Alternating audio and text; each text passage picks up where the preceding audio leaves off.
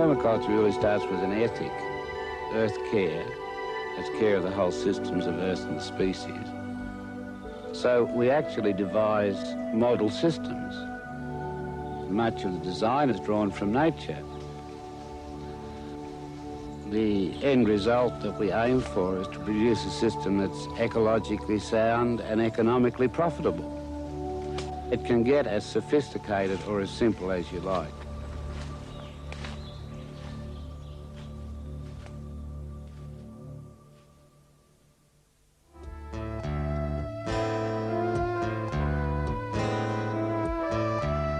Every desert has a unique characteristic, and here in the Sonoran Desert, it's a large tree cacti. And here it's a saguaro cacti. A little further south, it's a cardon, a much larger cactus than the saguaro. And all of these cacti originally grew in forests that were usually up about as high as the first limbs of the cacti. And the saguaro can't continue to exist without a forest around its feet. It's because the young cactus can't exist in open desert such as we see around us. It has to have shade. So the saguaro are expected to last perhaps another 40 years, and then they'll be gone too. So the solitary saguaro, standing on its own in the sand, has become almost a symbol of desert. Instead, it should be a symbol of our stupidity in not taking care of the total environment.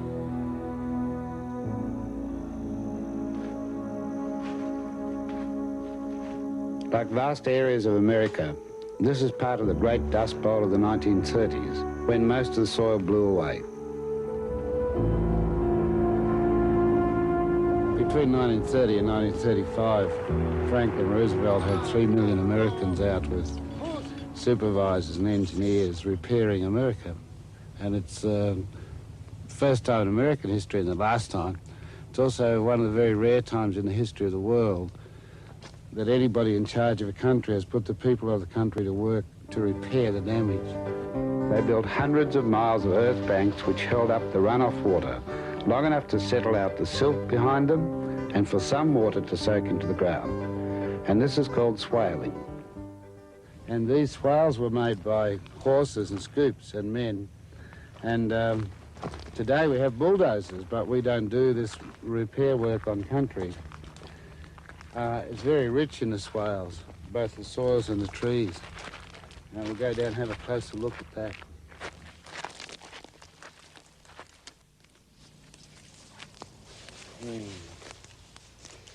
Yeah, in the swale there's a green cover of herbaceous material. It covers up all the weeds and it makes a sort of a sandwich of weeds and silt that builds up slowly. This is about 60 years old.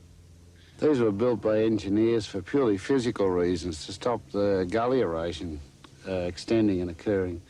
But nature's taken it over, and we could have planted it with pomegranates, fig.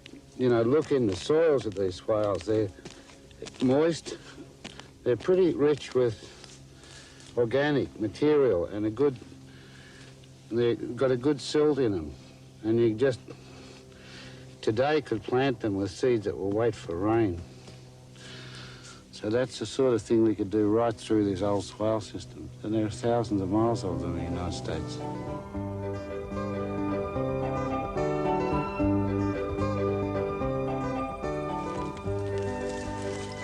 I first found these old swales in 1986, 87, and I'd been putting in hundreds of miles of swales, but I couldn't have seen the swales that I've been putting in 60 years' time. And it's just tremendous confidence that you get from finding these old structures that have never been looked at, they've never been repaired, and they've never been noticed by the population. And find they've been quietly working for 60 years without any maintenance. I think it's marvellous, fantastic, actually. They didn't make any mistakes. They did almost everything right. They had a lot of good hydrologists, good engineers, and good common sense, practical people working for them. It's a shame that modern nations can't turn all their people out to repair their country today, God. They'd be really fascinated with that, because the idea of integrating the tribal and wildlife parks is very dear to all of us, as you know. We'll be doing that in Kenya in September, by the way. Okay. In the West, we've been accustomed to reducing areas to desert and then moving our operations elsewhere. But in Africa and in the Kalahari, there are several language groups for whom this desert is their home.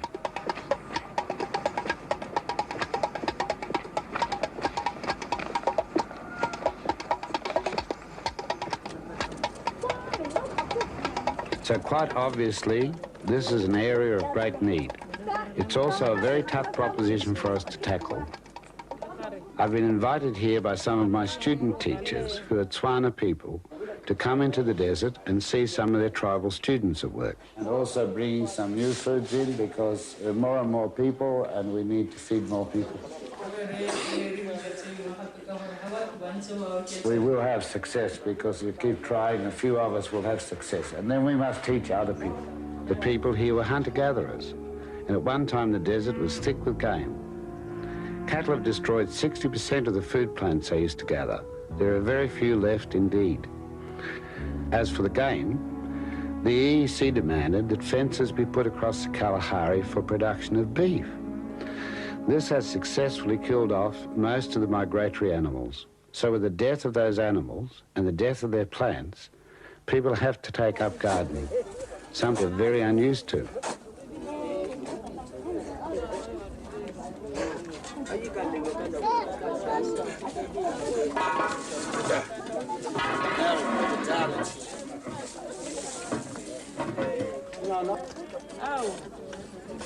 In order to address the problems of the remote area dwellers, we've been invited here by the tribal people and the Hansi District Council to see students and teachers at a place called Fretalakta, where gardening is just beginning.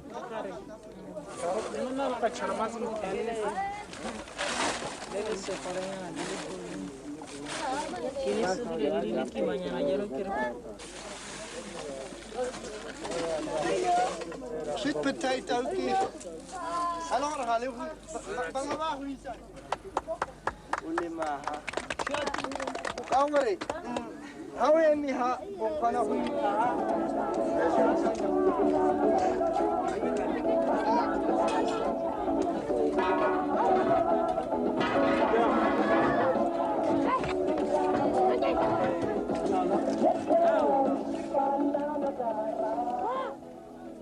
In every compound are the animals that were brought in for shelter from lions or from predators the night before.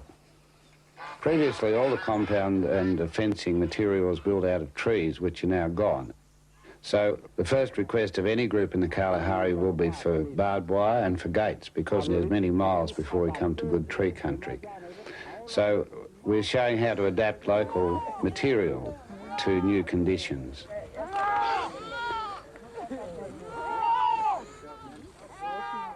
Here we're demonstrating you don't have to cut down a lot of trees to make the walls of the pen.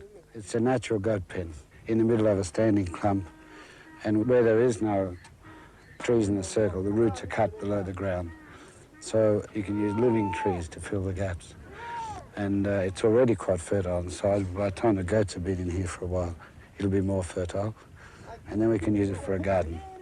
And so what we're teaching here is growing your goat pens, not cutting down the environment and making a lot of yards. A well-fenced family compound takes just over 1,000 large acacia trees from the desert, and that means that much of the trees around the settlements are removed simply for fencing. In about 20 years, the termites eat them off, and you have to go look for more trees, but there may be no more trees. So the introduction of just one species here, Euphorbia tyricale, which are close set as cuttings, stop all cattle and goats but are not eaten by them. This is a great benefit because there's no longer any need to cut the trees.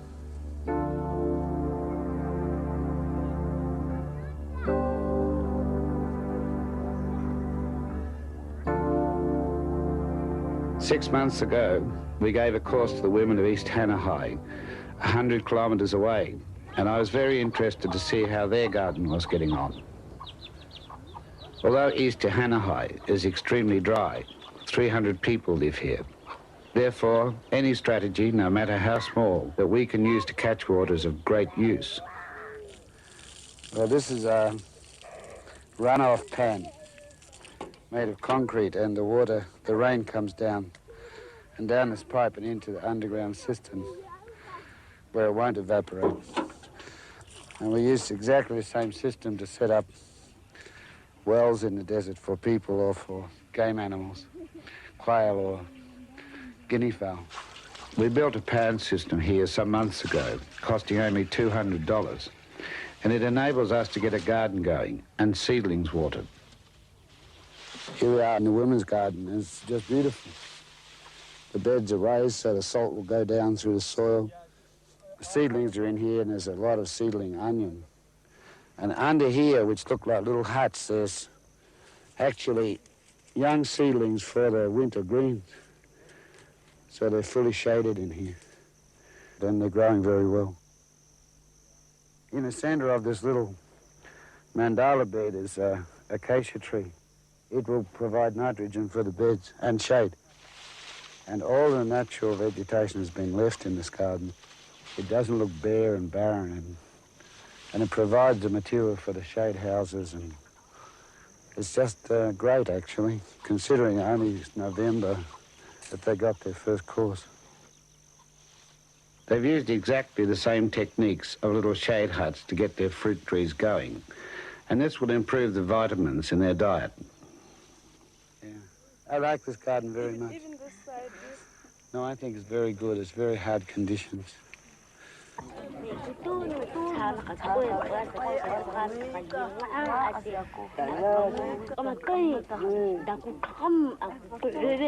Once a group of women are well organised in a village, they're the best source for us to work with.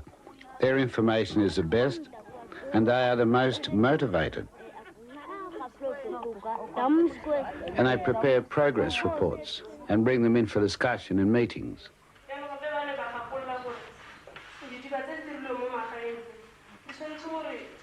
The women's report specifically requests help in dealing with the new types of vegetables.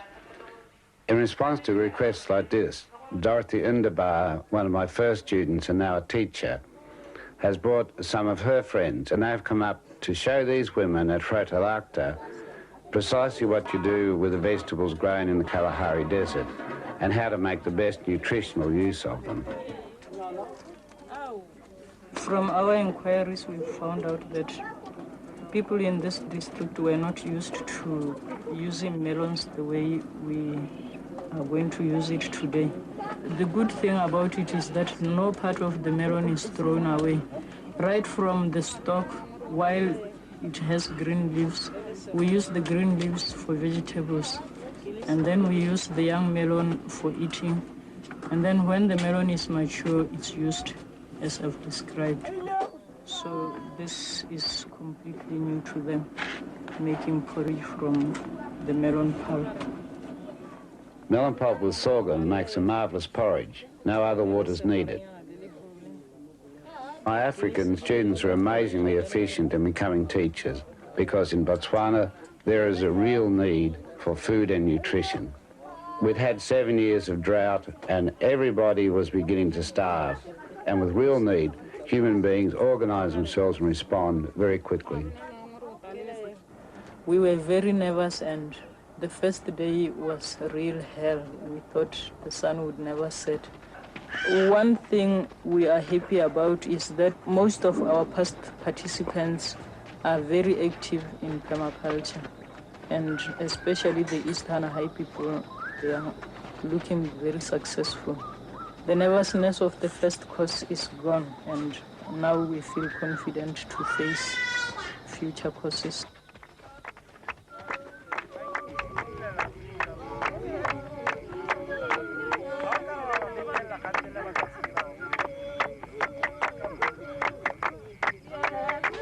When all the work is finished, the traditional songs and dancing that everybody enjoys can begin. People imitate the hunt, and the younger people learn about hunting from the stories, the songs, and the dance. So the system spreads itself and is adapted by each group to their particular needs.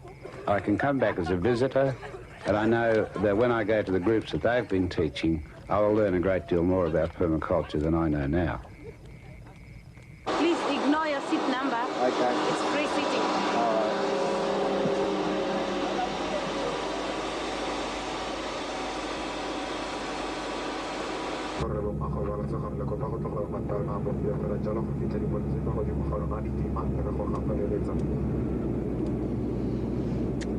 Whenever I'm flying over deserts, I look out the windows a lot. It's because I get a lot of inspiration from the ground patterns and the things I see down below. Here, looking down in Botswana, you see curious dots, and they're caused by a very important insect. Before I left Africa, I went to see an old student, John Turner, who has been studying the ecology of termite mounds.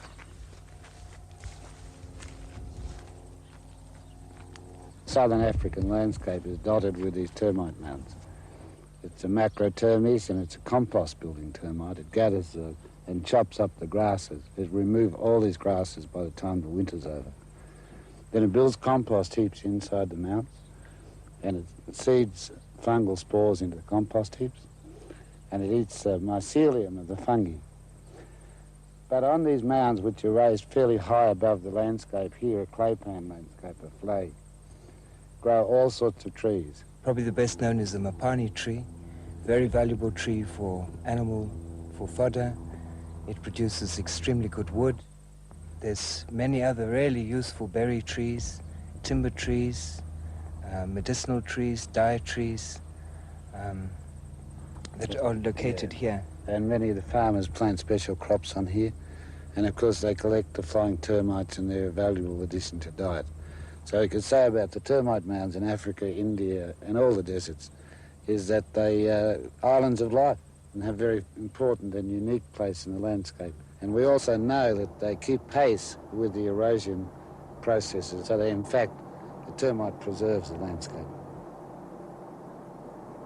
When we arrive back in Australia and look down at that landscape, we realise we've lost the intricate patterning of nature and we're looking at an idiotic patterning determined by machines.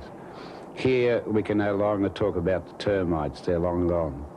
We can no longer talk about the natural processes that restore the land. There are no natural processes on most of these fields. This is dry, flat land.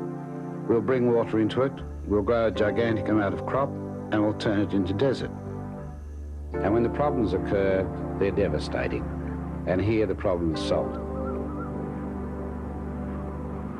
In western central Victoria, everywhere we travel, we see dying trees and salted lands. Nature has rejected our simple solutions.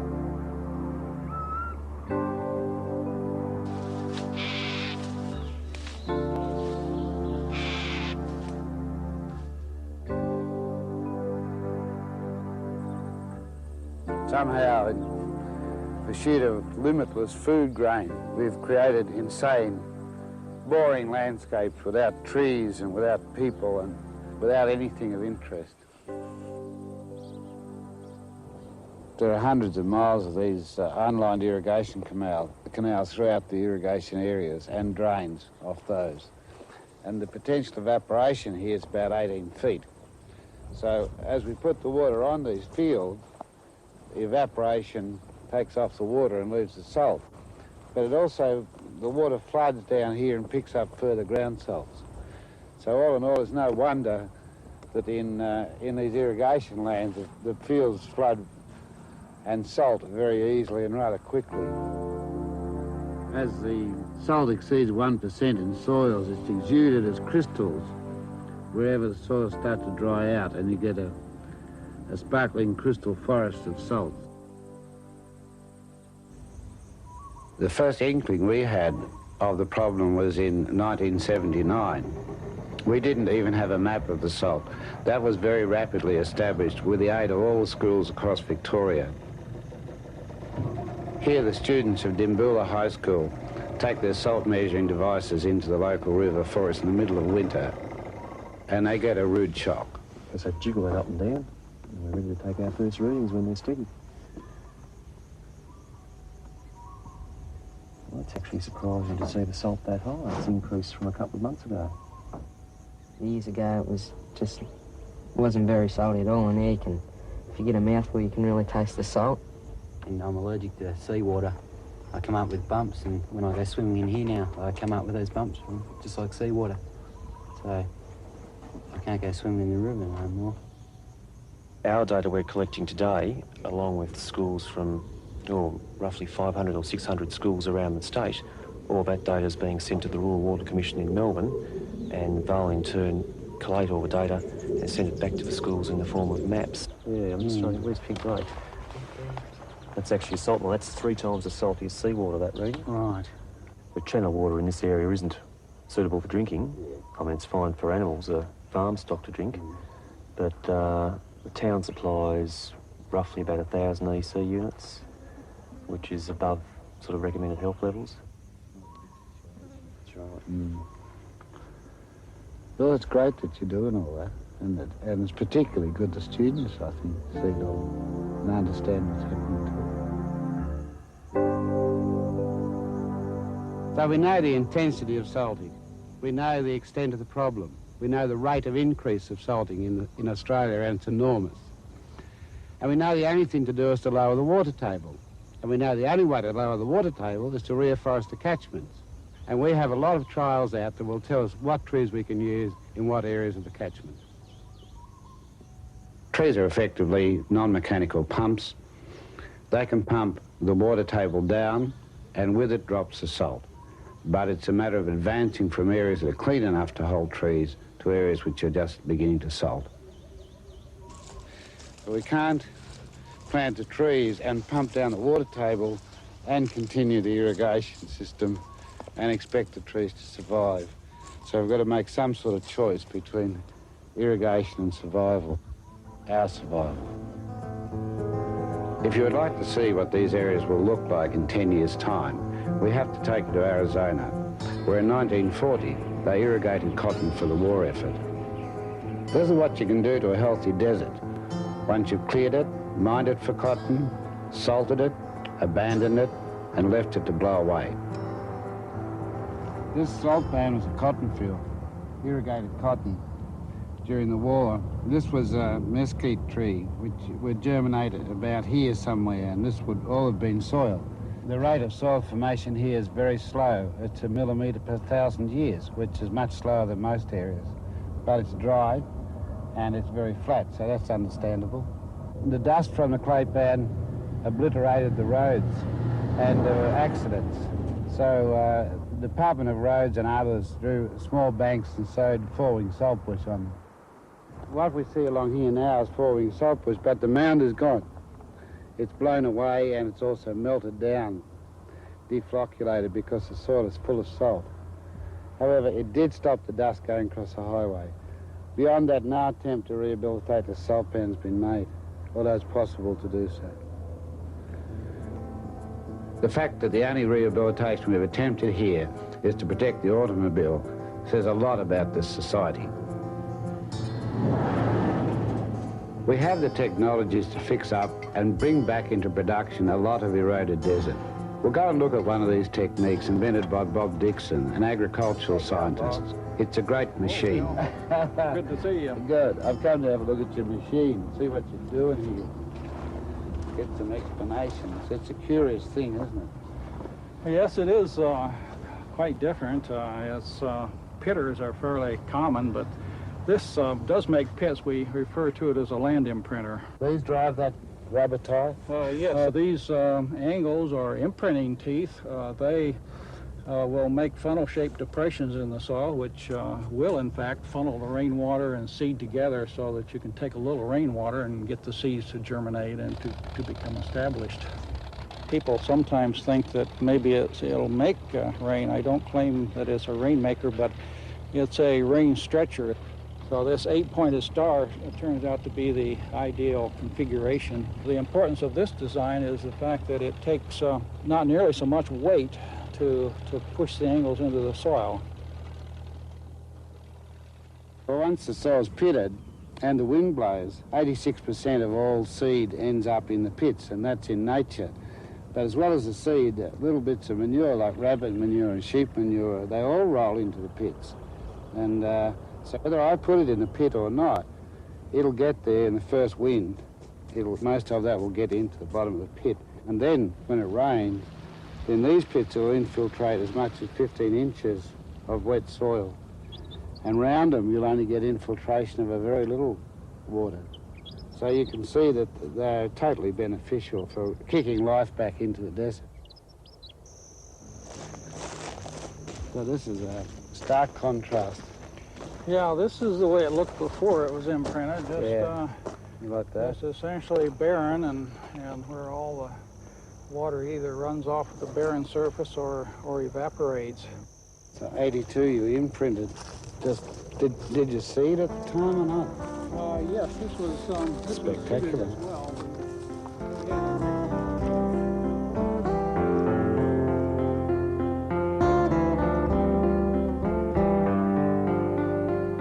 When rain occurs here, it obviously sees nothing but the grass, and so the soil surface remains open and receptive to rainwater. And you can see that if water is not lost by surface evaporation and runoff, it can grow a tremendous amount of vegetation. Somebody once said that man has left a desert in his footprints wherever he's gone. Well, I think you can see that in this case we created a beautiful prairie in the footprints of a land imprinter.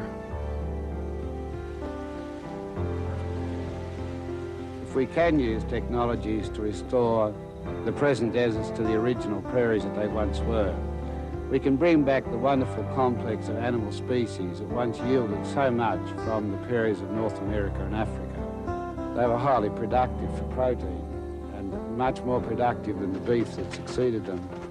And the beef, after all, were responsible for the deserts. If we can do that, and it is our duty, I think, to do it as stewards of Earth, then our grandchildren may be able to see something of the abundance that their great-grandparents encountered when they first came to those continents.